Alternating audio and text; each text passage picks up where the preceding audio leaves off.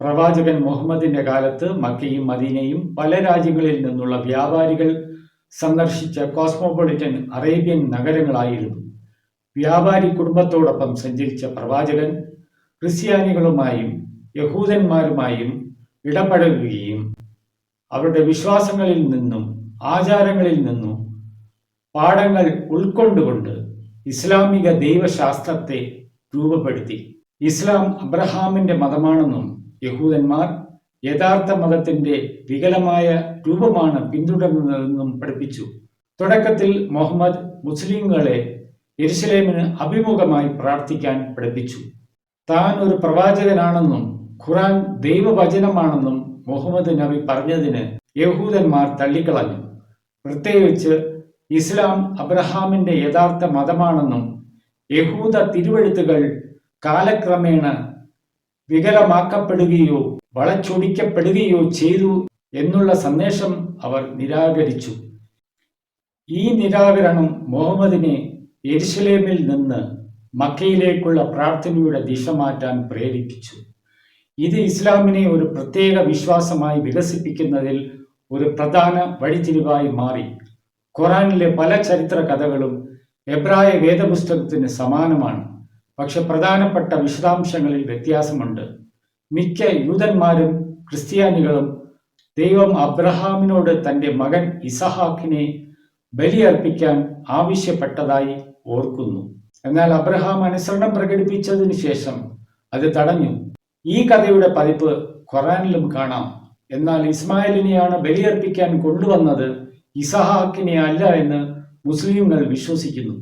ഈ വ്യത്യാസവും അതുപോലുള്ള മറ്റുള്ളവയും മനസ്സിലാക്കാൻ മുഹമ്മദിന്റെ കാലത്തെ അറബികളും യഹൂദന്മാരും അബ്രഹാമിൽ നിന്ന് വന്ന സെമറ്റിക് ജനതയാണെന്ന് അവർ മനസ്സിലാക്കിയിരുന്നുവെന്ന് നാം ഓർമ്മിക്കണം. സാറയുടെ മകൻ ഇസഹാക്കിലൂടെയാണ് യഹൂദന്മാർ ഉണ്ടായത്. ഹാഗാറിന്റെ മകൻ ഇസ്മായിലിലൂടെയാണ് അറബികൾ വന്നത്. ഈ രണ്ട് സഹോദരന്മാർ തമ്മിലുള്ള ബന്ധത്തെ എബ്രായ തിരുവെഴുത്ത് വിശദീകരിക്കുന്നു. ഇസ്മായിലിനെ സംബന്ധിച്ചുള്ള നിന്റെ അപേക്ഷ ഞാൻ കേട്ടിരിക്കുന്നു. ഞാൻ അവനെ അനുഗ്രഹിക്കും. ഞാൻ അവനെ സന്താന പുഷ്ടിയുള്ളവനാക്കും. അവൻ 12 പ്രഭുക്കന്മാർക്ക് പിതാവായി തീരും. ഞാൻ അവനിൽ നിന്ന് ഒരു വലിയ ജനതയെ ഉളവാക്കും. എന്നാൽ അടുത്ത വർഷം ഇതേ കാലത്ത് സാറ പ്രസവിക്കുന്ന നിന്റെ പുത്രൻ ഇസഹാക്കുമായിട്ടായിരിക്കും ഞാൻ എൻ്റെ ഉടമ്പടി സ്ഥാപിക്കുക. ഇസഹാക്കിന്റെ പിൻഗാമികളിലൂടെ ദൈവം തന്റെ ഉടമ്പടി ചെയ്തു. ഇസ്മായിലും അനുഗ്രഹിക്കപ്പെട്ടിരുന്നു.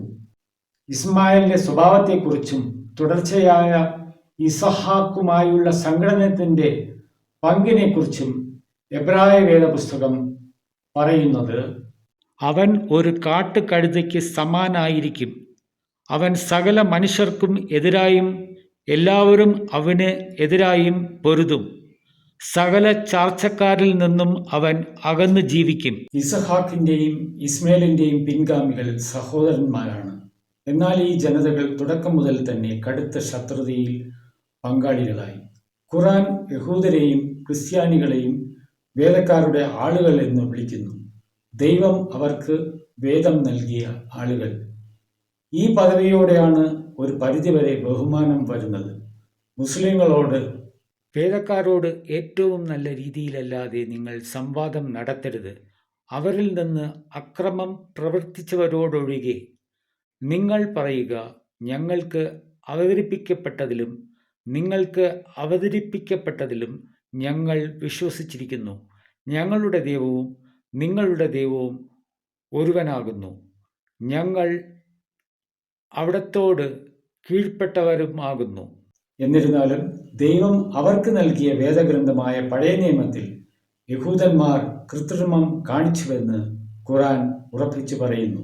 ഇതിന് വിപരീതമായി അപ്പോസ്തലനായ പൗലോസ് എഴുതി, എല്ലാ തിരുവെഴുത്തും ദൈവശ്വാസീയമാകയാൽ ദൈവത്തിൻ്റെ മനുഷ്യൻ സകല സൽപ്രവൃത്തിക്കും വക പ്രാപിച്ചു തികഞ്ഞവൻ ആകേണ്ടതിന് ഉപദേശത്തിനും ശാസനത്തിനും ഗുണീകരണത്തിനും നീതിയിലെ അഭ്യാസത്തിനും പ്രയോജനമുള്ളത് ആകുന്നു.